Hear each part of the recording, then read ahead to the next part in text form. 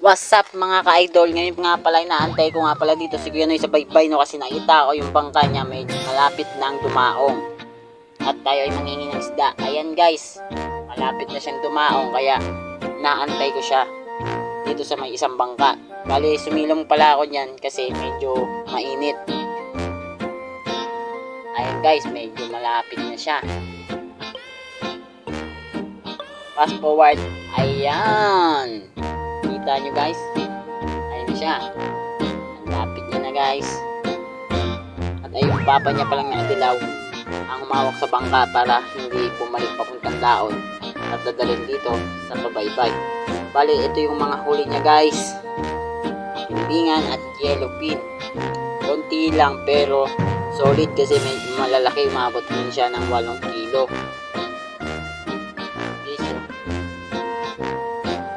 Hihingi pala ako dyan ng isang isda guys para gawin nating ulam at maulam natin.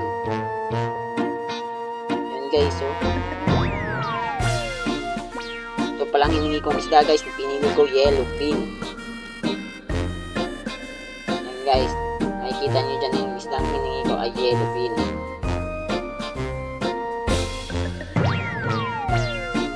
Yan guys, hiningi natin yellowfin. Pwede ka taga manghingi dito sa laot guys. Sa probinsya pala guys, medyo kamali ako doon. Yan, shoutout po sa inyo at mag-ingat po tayong lahat.